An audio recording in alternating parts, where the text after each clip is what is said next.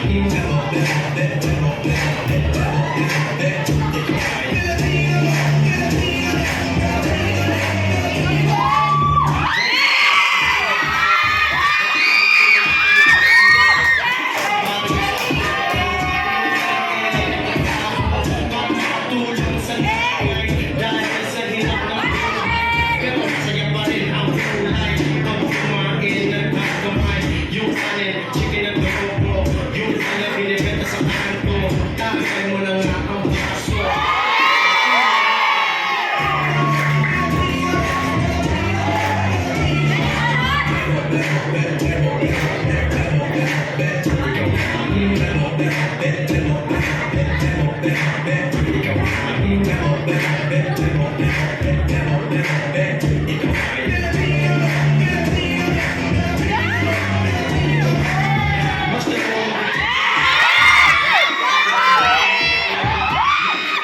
Basta kung ikaw ang gusto mo kasama, yung bahay, pag-ibig mo ay tutok. Gusto mo laging kumigil, wala kang katulad sa mundo. Pinagkasigaw na buhay ko mahalaga, sigit sa masaya suporta.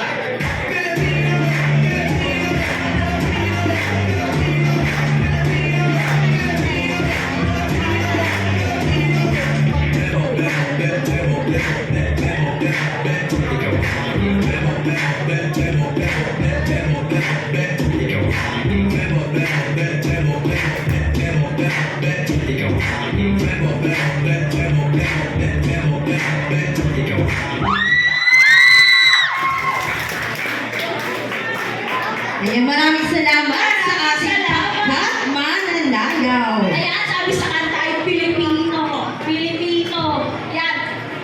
Rosians, proud ba kayo na kayo ay isang Pilipino? Ayan.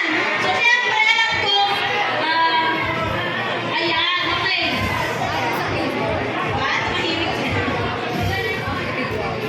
Ayan, so, ayan na ang inaantay nyo. Makilala ka ng lubusan ng ating mga kalahok. Ang unang magpapakilala, syempre, ang ating mga junior high school. Bigyan ulit natin ng isang masigaw palakpakan ng junior high school.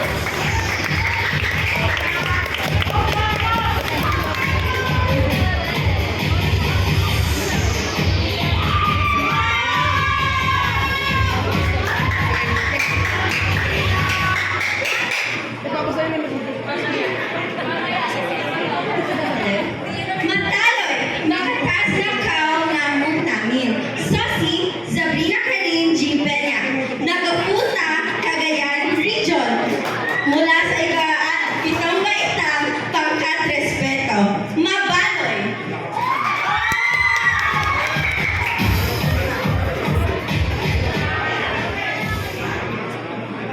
Matalo.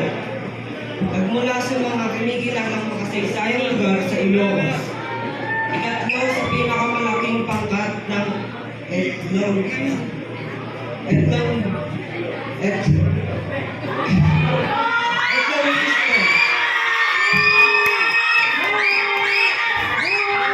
Sosi Grace Phillips A.D. Guzman mula sa ikapitong baitang pangkat respeto. Nire-represent ako ang Region 2 Cagayan Valley.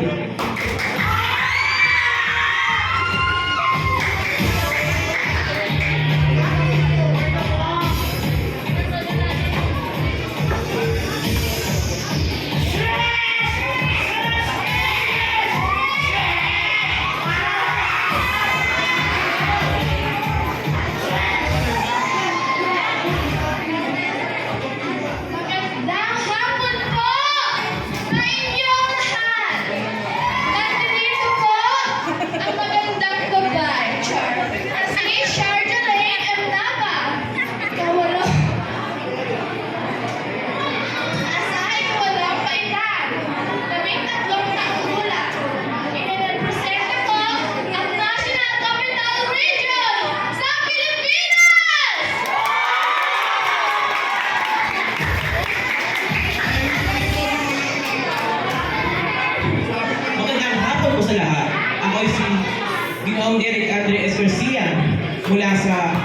ikaw lang ang baitang, pangkat obedience.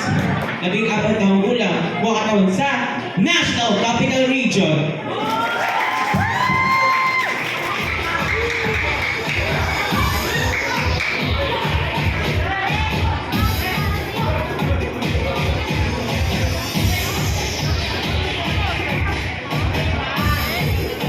Bilang kaapu-apuhan ni Dato' Mapuso at Daraga Magayon ng Bicol, suot ng ating kaundi data ang isang modernong kasuotan ng mga diwata ng Bicol. Makulay pula na kumakatawan ng tapang, bangis, galit o buod at hawak niya ang isang tabak na ginagamit noon bilang sandalan. Ang pag-ibig na tunay at wagas hanggang kamatayan. Mahal na aldaw sa iyong gagawin. Ako mula sa lahi ni Daraga Magayon ng Bicol. Ako si Ru Francesca Mininet Escalante ng Reagan Stewardship. Ang diwatang mandirigma.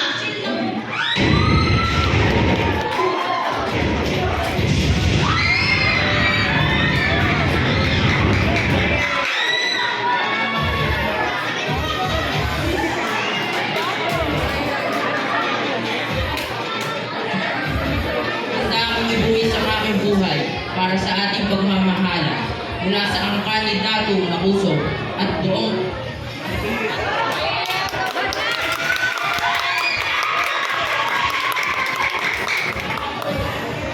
Handa akong ibuwis ang aking buhay para sa ating pagmamahala mula sa angkan ni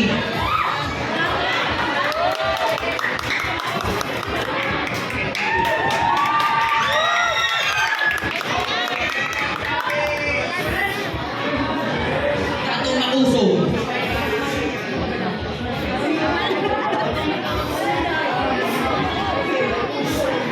Bicol Region.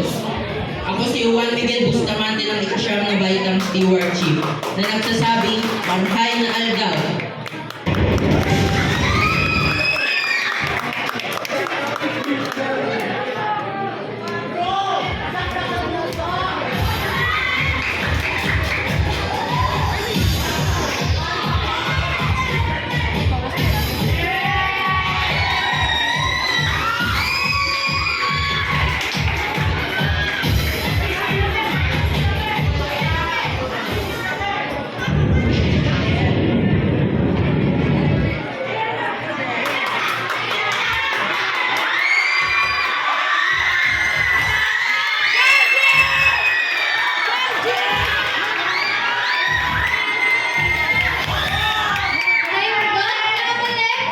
Ako si Harry Eunice, nagupuang Ilocos Sur ng ikaunang rehiyon.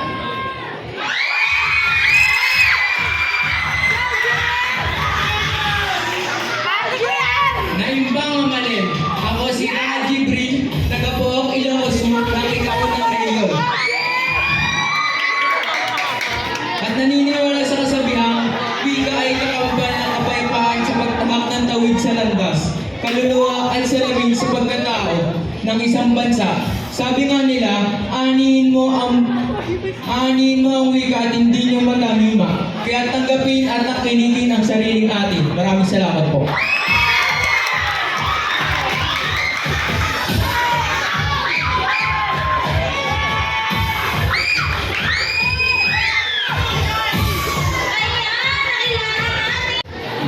Siyempre, dito tayo sa gitna para makita pa natin lalo ang ating mga kandidato sa junior high school. At tatago na tayo sa isang mahalagang parte ng ating kompetisyon, ang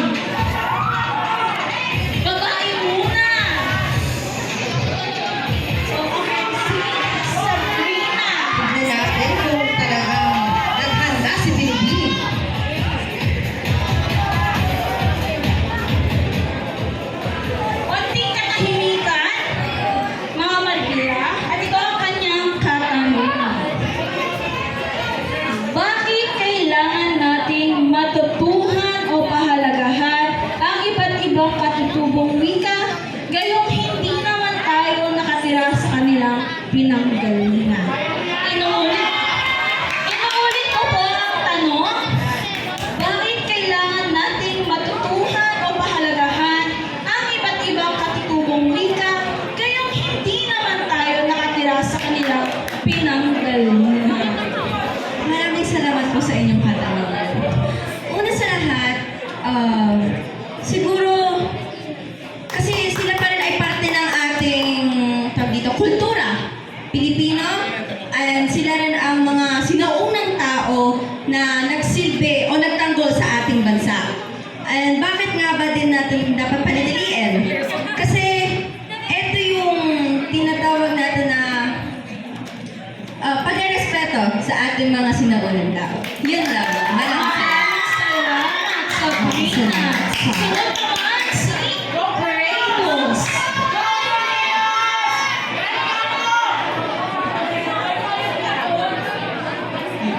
Katahimikan ulit. Ayan. Kung isa ka sa hihinga ng suwestyon ng ating gobyerno na magbigay ng isang batas kaugnay sa mga wika sa Pilipinas, ano ang batas na iyon at bakit? Nulit ko, kung isa ka sa hihinga ng suwestyon ng ating gobyerno na magbigay ng isang batas kaugnay sa mga wika sa Pilipinas, ano ang batas na iyon at bakit?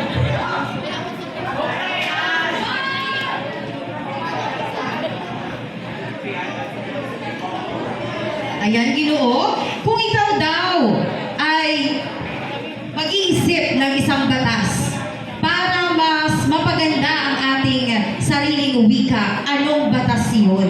Kung hihingan ka ng ating pamahalaan ng isang suhestyon, ano yun at bakit? Konting katahimikan po sa ating mga madla. Nagpatayo po ng maraming programa at ang tema nito ay tungkol sa ating wika, dialekto, kasuotan at mga tribo. Maraming salamat, Rayo. Maraming salamat sa iyo, Ginoo. Ayan. So, Patayo ng programa na para sa Noli Me Tangere, ang mga mag-aaral ay nagbigay rin ng ganoong sitwasyon. ngayon, bakit tayo sa ikawalong baitan? Ayan. Si Zia. Go, Andre.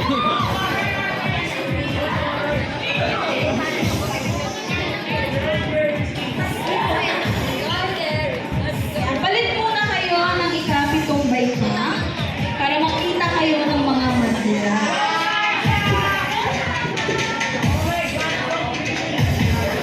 Patayin ka ulit. Ito ang iyong tanong. Sa iyong palagay, bakit dapat hindi tanggalin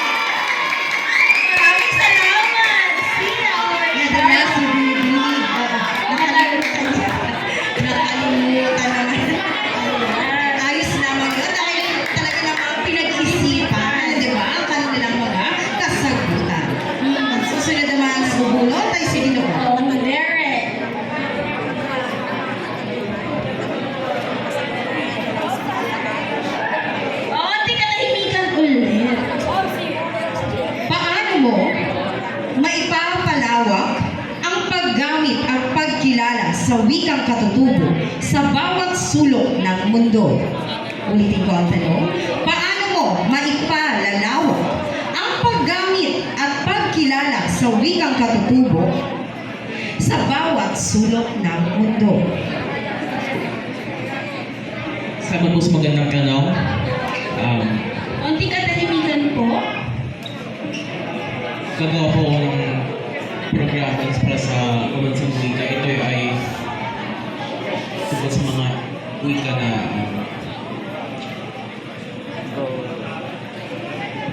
bansang wika. Ito,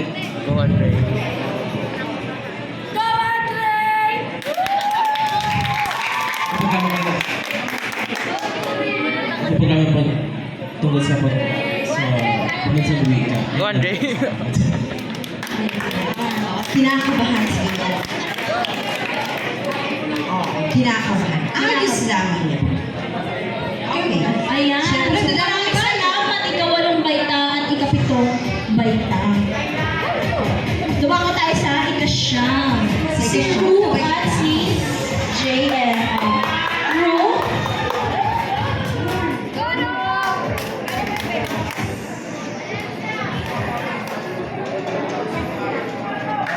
Maaari na muna kayong umupo. Ikawalong baita at ikapitong baita. Handa na ba? Ayan. Narito na ang katanungan. Dapat ba ituring na kaaway ng katutubong wika ang wikang Ingles? Bakit? Ulitin ko. Dapat bang ituring na kaaway ng katutubong wika ang wikang Ingles? Bakit? Hindi po. Dahil po pag naging kaaway po natin ng Ingles, hindi kapag nagsasalita po tayo sa mga ibang bansa po, hindi po natin masasabi kung ano yung hindi po natin alam kung hindi po natin alam yung mga sasabihin po nila at hindi po natin masabi sa kanila ng masabi sa kanila. Kasi hindi po nila naintindihan po yung mga sinasabi natin. Kasi hindi po yung mga sinasabi. Maraming salamat sa iyo. Ginoo. Ayan, Biru. Para daw sa kanya, para hindi daw natin maintindihan ang mga sinasabi, kaya dapat hindi daw natin sila maging kaaway. Tama naman. Sapagkat yung wikang Tagalog at wikang Ingles ay parehong sinasaliksay natin, ginagamit natin sa ating pang-araw-araw na awa. Lalo na ngayon, di ba, meron tayong asignatura Ingles. Siyempre, dapat kung kayo ay bihasa sa wikang Ingles, mas bihasa rin kayo sa wikang Filipino. Ayan, maraming salamat. Binibining Ru. Ginoo JF, ikaw naman.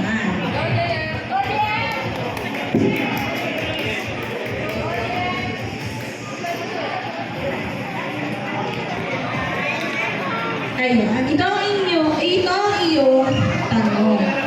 Ano ang mensaheng pinaparating ng ating tema ngayon? Filipino at katutubong wika, kasangkapan sa pagtuklas at paglikha. Inuulit ko, ano ang mensaheng ipinaparating ng ating tema ngayon? Filipino at katutubong wika, kasangkapan sa pagtuklas at paglikha. So, para sa iyo, ano daw ang mensaheng ipinapahiwatig o pinaparating ng ating tema?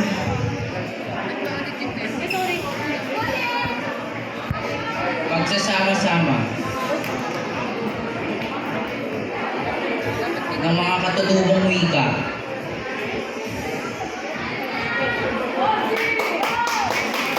Ayun.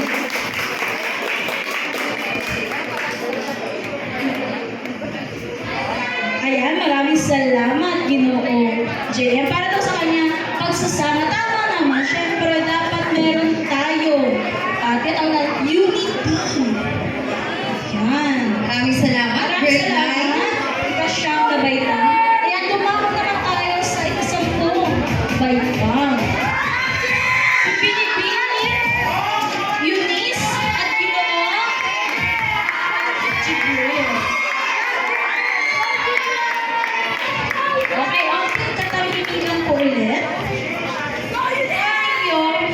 katarungan. Ang pagkatuto ng wikang dayuhan, halimbawa ang wikang English, ay nangangahulugan ba na pagtalima o pagtalikod sa wikang katutubo? Bakit? Inuulit ko, ang pagkatuto ng wikang dayuhan, halimbawa ang wikang English, ay nangangahulugan ba na pagtalima o pagtalikod sa wikang katutubo? Bakit? Sa aking pananaw, hindi ito magiging isang pagtalikod sa ating lingwahe, no? Dahil lahat ng lingwahe ay ginagamit natin upang magkaroon ng komunikasyon sa bawat isa. Maraming salamat. Ang pagkagaling naman, lagi ang support ng ating advisor. Ayan. Tuwang-tuwa siya.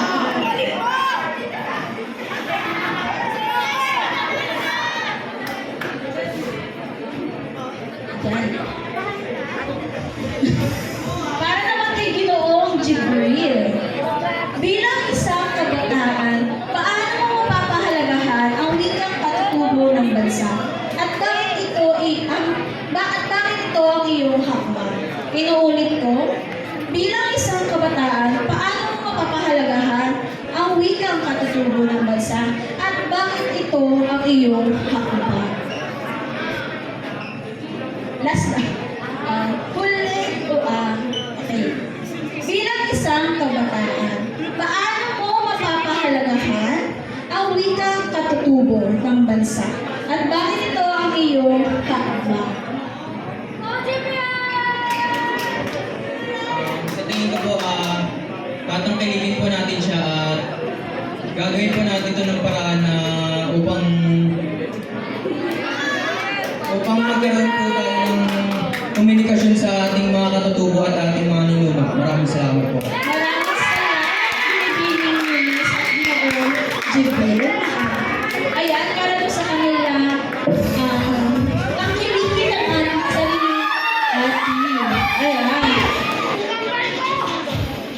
Ayan, ipakilala na natin ang ating senior high school. Bigyan natin sila ng masigamong palakpakan.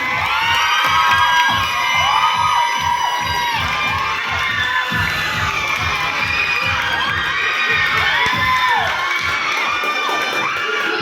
Kalabing isang baitang ABM, kumakatuan sa ika-6 na rehiyon, Iloilo City.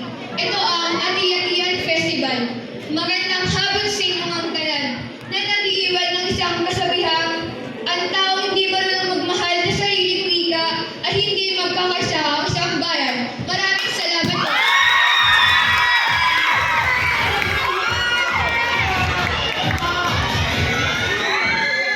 Mula sa ikalabing isang baita, ADM.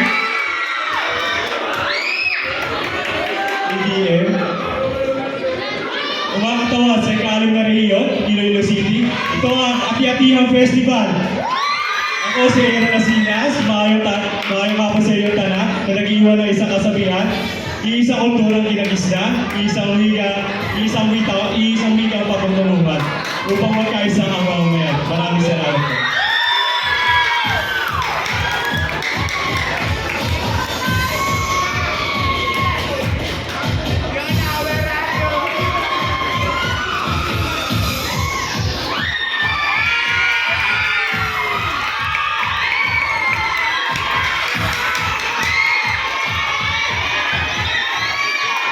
Magandang hapon sa inyo.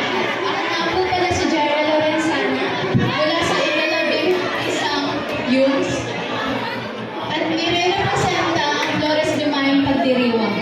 Naniniwala ako sa kasabihang hindi Ingles ang batayan ng katalinuhan.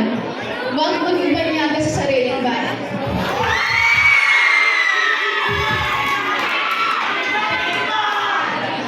Magandang hapon sa inyo lahat. Ako nga pala si Ginoong James Reynolds Sanchez Maglaro. Nire-representa ang Flores de Mayong Pagdiriwang. Mula sa ikalabing isang baitang, Takat Wisdom. Bilang isang tunay na Pilipino, naniniwala ako sa isang kasabihan. Ang wika ay susi at puso ng diwa.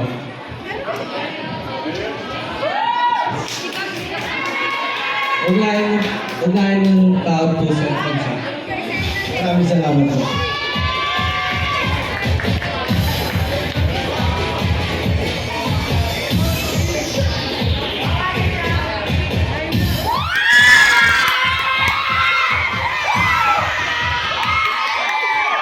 Magandang hapon sa inyong tanan. Mula sa ikalabing-isang Pertangster, Gianna Mata, kumakatawan sa ikapitong rehiyon ng Bacolod City, Maskara Festival!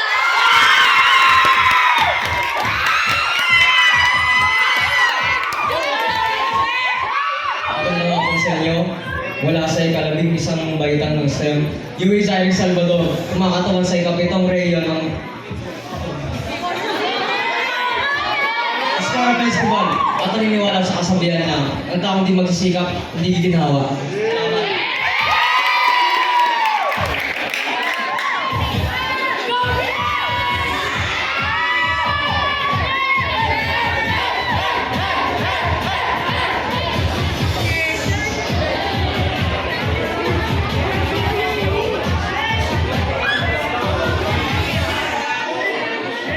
Maayong hapon sa inyong tanan. Ako nga pala si Binet sa Binet Tapio. Nagmula sa ikadalawang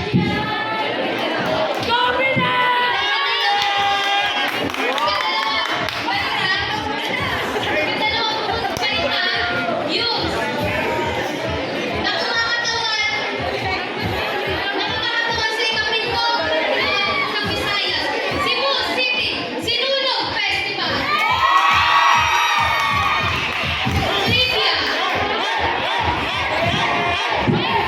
Trivia. Ang pag-ialam mga Cebuano kapag Sinulog Festival ay pinagpinsinyor sa maikling salita, pinsinyor. Diba? Pinsinyor.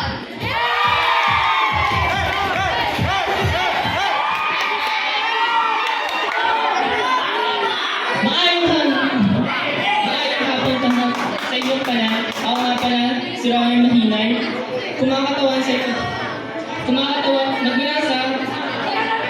Nagmula sa ikalabing-dalawang baitang ng Yunis at kumakatawan sa ikapitong relihiyon ng Visayas. Cebu City.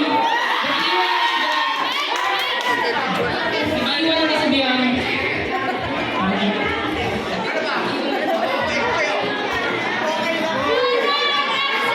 Nag-iwan ang kasabihan. Aali mo ang nag-iwan ang kasabihan. Kung hindi nga naman ang basahan, bakit hindi kayo ang gawain? Daghang salamat.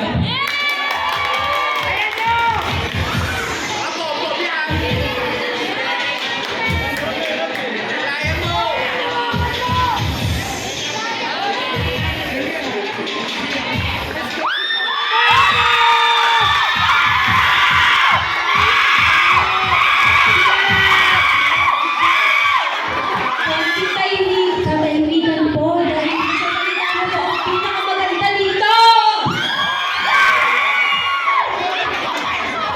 Mga Pilipino, mag-ingay!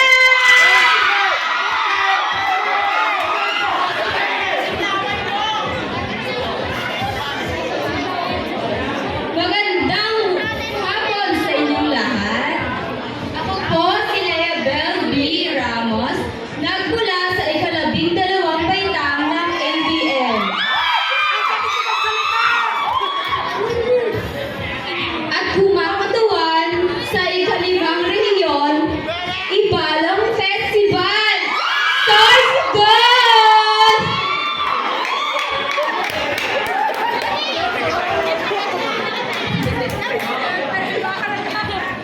At narito po ako sa inyong harapan upang ipagmalaki ang kulay kayumanggi. At hindi lang iyon, ako po ay may magandang puso, kayumanggi, at may magandang hindi mo itatanggi. Maraming salamat po.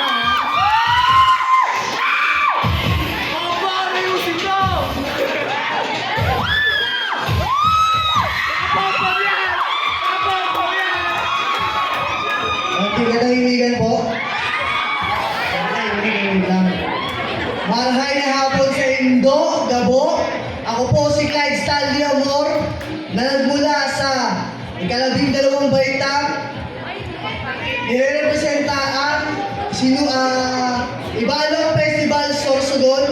Naniniwala ako sa kasabihang, ba't ka pa maghanap ng gwapo? Nandito naman ako, di ba?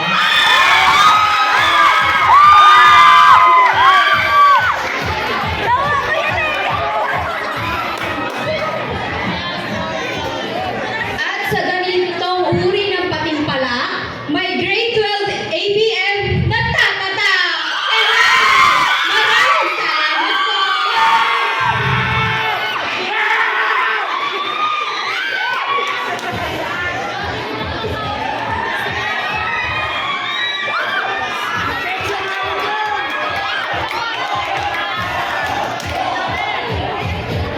Magandang hapon sa inyong lahat. Lahat sa kalabing-dalawang baitang ng STEM. Ako, si Shanta Dalia Pimangabat, kumakatuwad sa Hermosa Festival ng Zamboanga City. Ang Hermosa Festival ay ang pagbibigay ng pugay sa Birhen na Nuestra Señora del Pilar. At naniniwala ako sa kasabihang, ang wika ay ang kaluluwa at salamin ng pagkatao ng isang bansa. Maraming salamat po.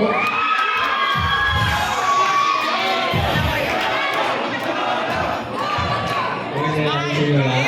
Ako po si Gino. Ikaw? Ako po si Gino Rivera. Mula sa ikalabing-dalawang baitang ng STEM. Kumakatawan sa Hermosa Festival ng Zamboanga City. Naniniwala ako sa kasabihang pag may tiyaga, may tiyaga.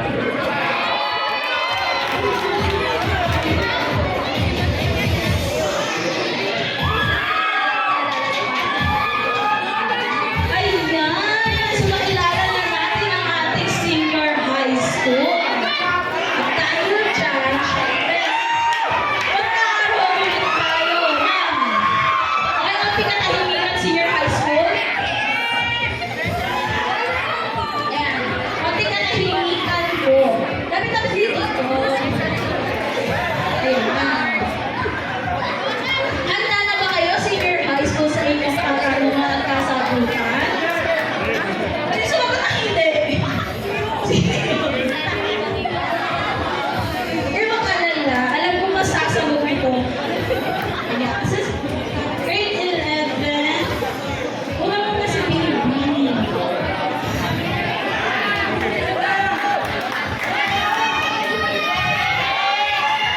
Konti katahimikan po ulit. Pinapaalalahanan ko po kayo na konti katahimikan para marinig ng maayos ng ating mga kandidato ang kanilang katanungan. Ito ang iyong tanong.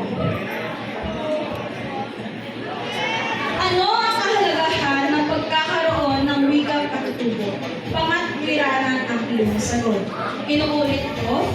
Ano ang kahalagahan ng pagkakaroon ng wikang katutubo? Pangatwiranan ang iyong sagot. Maraming salamat po sa inyong magandang katanungan. Mahalaga magkaroon ng wika dahil po dun po tayo nagkakaisa, nagkakaintindihan. Magkikikutan po. Kung tayo magkakaisa. Maraming salamat po. Maraming salamat. Yes, hindi mo naman tayo.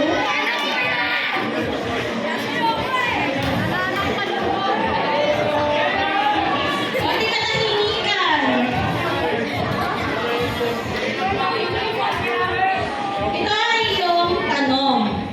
Bakit mas lamang ang wikang Ingles sa pang-araw-araw na pakikipag-usapan ng tao? Paano mo ito mababago? Inuulit ko. Bakit mas lamang ang wikang Ingles sa pang-araw-araw na pakikipag-usap ng tao? Paano mo ito mababago? Maraming salamat po sa aking sasabihin ninyo po. Bakit nga po ba mas naman po ang kapita ng Ingles? Dahil po sa ngayong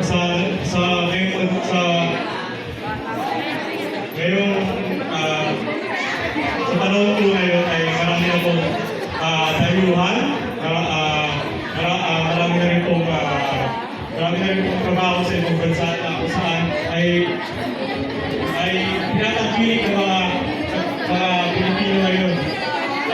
Paano umakubat bago or sa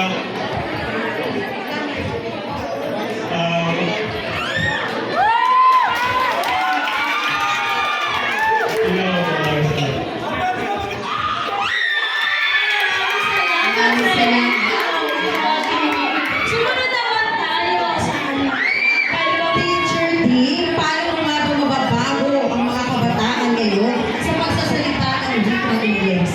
Tama ba? Mabago natin ito? Tama, mababago natin to. Lalo na ngayon, di ba? Meron na tayong mga teknolohiya. Isang pindot na lang nandoon na translation. Tama.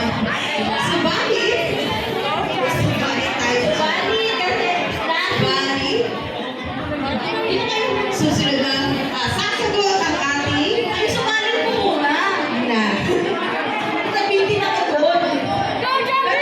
Kailangan natin mabago ito dahil, lalo na sa mga kabataan ngayon, narinig ang wikang English. Dapat mahalagahan natin at pangalagaan ang ating katutubong wika. Dahil ito ang nagiging Amen.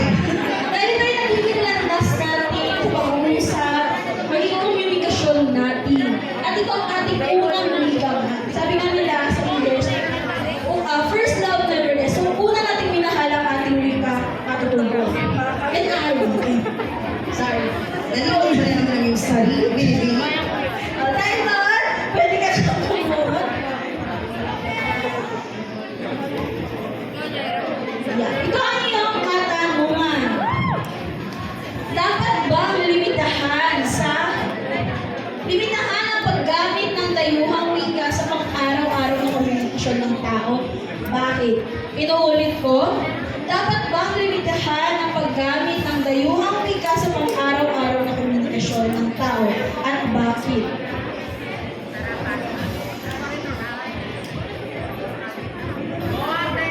Dahil po, ang dayuhan, mga lengguwahe po ay nakakasira po sa wikang Pilipino.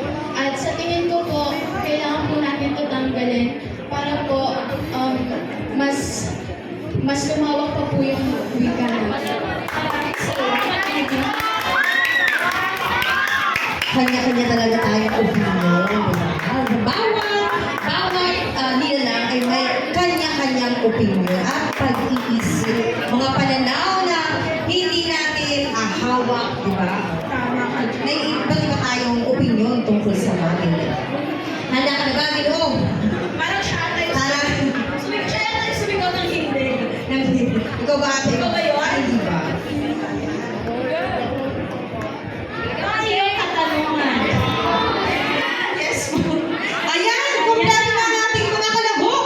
At muli natin, tawagin ang ating mga kalabok ng Lakan at Lakambini. Bigyan natin sila ng isang masigadong Palakpakan!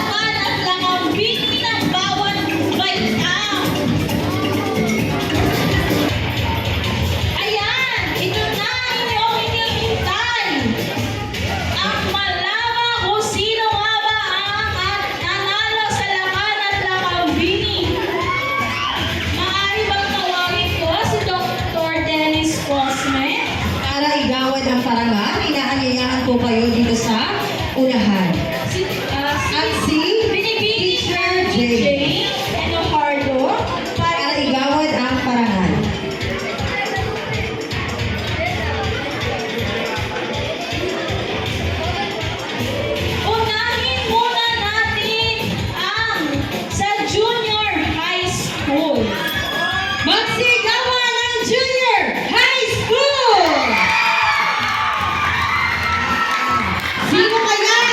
Sino nga ba ang napupusuan nyo? Isigaw ang inyong kandidato! Wala ba ito sa kapitong baita? Ikawalong baita? Ikasyam o ikasampu? Maaari ko bang hingi ng konting katahimikan para sa pag-aanunsyo? Ayan! Unahin natin ang ating lakan.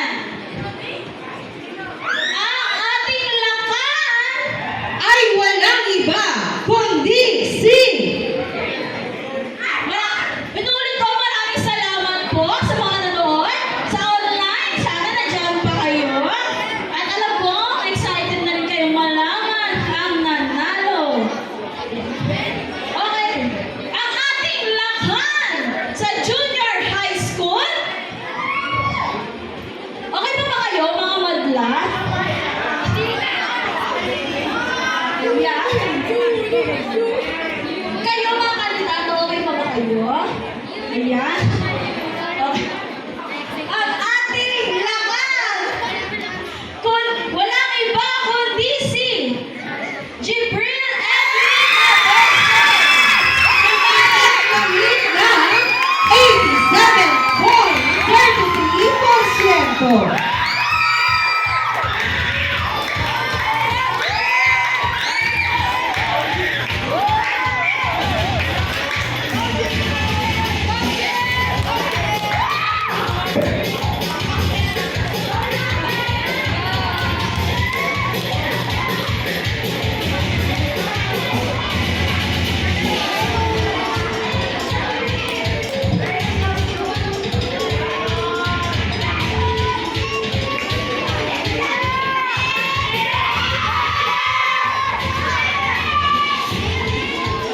ang ating lakambini naman. Ang ating nakambini 2022 ay si... Mula sa ikasampung baita, Judith D. Guel! 88.67%! Congratulations sa lakan at nakambini natin.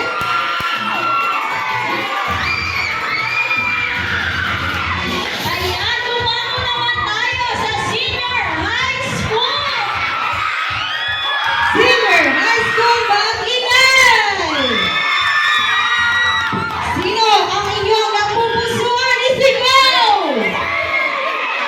Mula ba ito sa grade 11 ABM, grade 11 NUMS, grade 11 STEM, grade 12 ABM, grade 12 NUMS, or grade 12 STEM?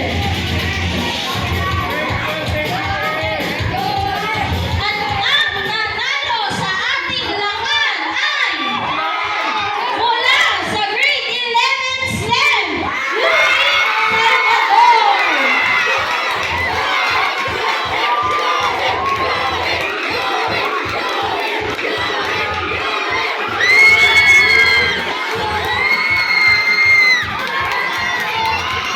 At syempre, ang pinakahuli! Nagtimpala ngayong araw na ito! Ayan, Marina. Paalala naman po, bukas meron tayong sayaw o katutubong sayaw. Ito po, itaas po kayo na manood sa online para sa ating katutubong sayaw. Paalala naman po, ang pupunta dito bukas ay yung mga kalahok lamang. Magsisimula po ito ng alas 8 na Umaga. at ang lakambini senior high school ay si mula sa grade 11 ABM, Julian Piligon!